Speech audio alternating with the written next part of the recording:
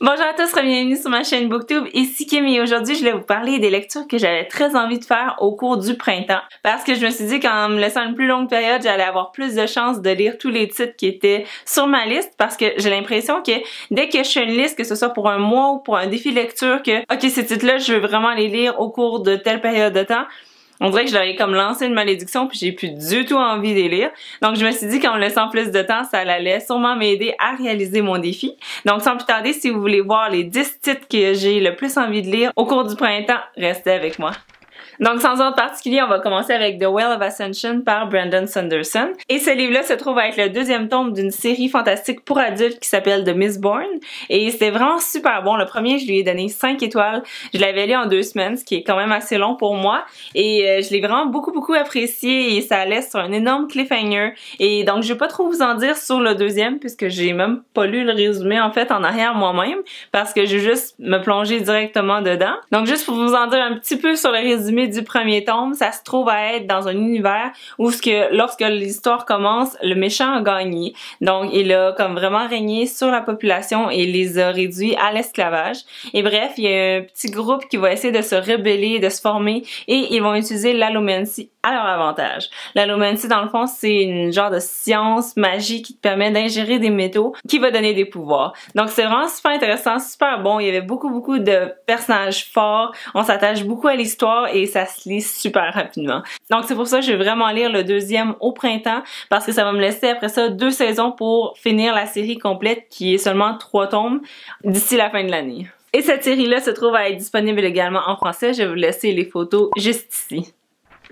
Le second livre que j'aimerais vraiment lire, que j'étais censée relire au mois de novembre, mais il n'arrêtait pas de changer la date de la sortie du film, c'est Wonder par R.J. Palacio et c'est vraiment super bon. C'est une histoire type middle grade, donc pour les 8 à 12 ans, je dirais, et ça se passe dans une école où Oggy Pullman, qui se trouve à être un jeune garçon qui est déformé du visage, il est vraiment juste né comme ça et il fait vraiment peur aux autres enfants. Donc c'est pourquoi il suivait l'école à la maison, mais là l'action va commencer au moment où il va essayer d'intégrer l'école primaire. Donc ça va être super intéressant parce que ça nous montre vraiment comment les autres enfants peuvent être méchants, mais également comment qu'ils doivent apprendre à accepter les autres. Donc je suis vraiment excitée de le relire pour une deuxième fois, mais dans les mots de l'auteur cette fois-ci, puisque la première fois c'était en français. Et d'ailleurs la traduction est excellente. Et tout de suite après celui-là, j'aimerais ça lire l'autre livre que je me suis acheté que j'avais pas lu la première fois. Et ça se trouve à être Oggy and Me, Three Wonder Stories. Et là-dedans, on a les points de vue de 3 autres personnages, dont celui qui bully le plus le jeune Oggy. Donc ça va être super intéressant, j'ai vraiment hâte. Le prochain livre, c'est un roman pour adultes et c'est Surprise Me par Sophie Kinsella. Et dans cette histoire, on suit les aventures d'un couple qui sont mariés depuis 10 ans. Tout va bien, sont confortables, sont heureux. Mais d'une manière mystérieuse, ils vont apprendre qu'ils vont vivre ensemble pour les 68 prochaines années. Ça leur a été confirmé. Et donc, ils paniquent un peu sur le coup. Ils s'y attendaient pas. Et c'est pourquoi ils vont partir le projet Surprise, qui est vraiment une manière de pimenter leur couple, mettre des activités, puis trouver des manières de pas s'ennuyer. Donc, j'avais vraiment hâte de lire ce livre-là et je trouvais que ça fitait un peu avec le printemps maintenant qu'on va pouvoir sortir dehors, que l'été s'en vient, que je voulais m'inspirer un peu des suggestions d'activités de couple qui allaient être proposées dans ce livre-là. Le prochain livre, je l'ai pas encore en ma possession, mais j'ai tellement hâte de lire. C'est la nouveauté de India Desjardins qui a fait une nouvelle BD qui s'appelle Ma vie avec un scientifique. Donc, je l'ai pas encore en ma possession, mais ça ne saurait tarder. Et j'ai très hâte de lire. Ça a l'air super sensible. Un sujet tabou, un sujet très intéressant néanmoins.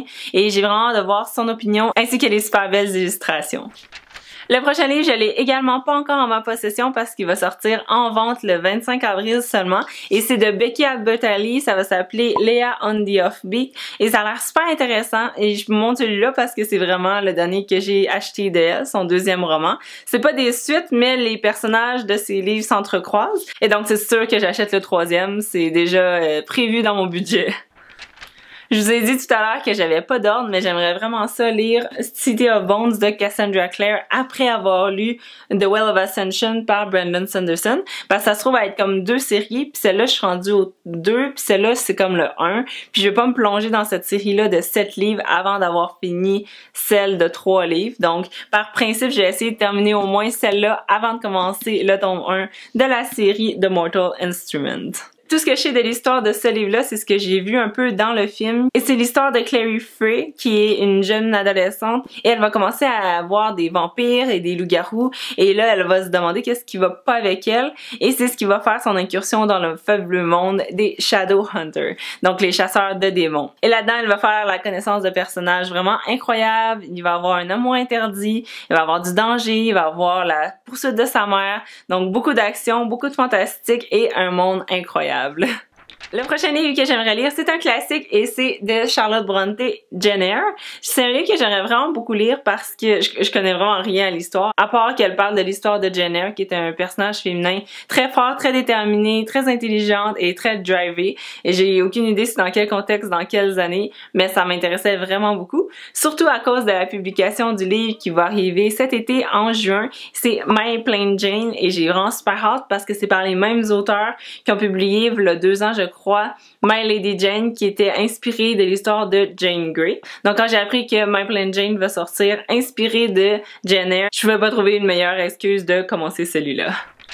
Le prochain, c'est également un classique. C'est Catch 22 de Joseph Heller. L'histoire m'intéressait beaucoup, mais je sais pas si je vais le mettre de côté puis l'essayer en version originale parce que j'avais lu une dizaine de pages déjà et j'étais pas embarquée du tout. La traduction me bloquait beaucoup. Et c'est l'histoire, pour ce que j'en connais, d'un général dans l'armée qui va se faire passer pour fou pour ne pas être obligé d'aller à la guerre. Et ça parlait aussi de nihilisme là-dedans, donc ça m'intéressait beaucoup, mais si je suis pas capable de le lire, puisque j'ai vraiment envie de connaître cette histoire-là, je pense que je vais essayer de lire en version originale.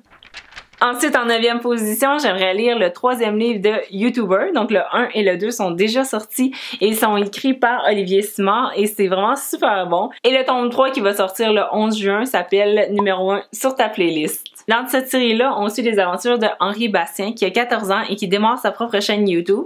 Et dans le premier, on en apprend vraiment un peu plus sur comment il commence, comment il gère ça avec ses amis. Donc c'est vraiment super intéressant, très naturel. J'ai aimé vraiment le réalisme des dialogues entre les personnages. J'ai aimé que ce soit fidèle à la génération actuelle. J'ai vraiment beaucoup aimé ça. Et finalement, le dernier livre que j'aimerais vraiment lire au cours du printemps, c'est The Great Gatsby par F. Scott Fitzgerald. Je sais juste que ça parle d'un gars riche qui est interprété par Leonardo DiCaprio dans la plus récente version que j'aimerais voir, mais que je veux lire le livre avant. Et ce gars-là, il est super riche, il a un manoir, puis il fait des parties. C'est tout ce que je connais de ce livre-là. Et j'aimerais ça vraiment en apprendre un peu plus sur ce livre qui est un classique.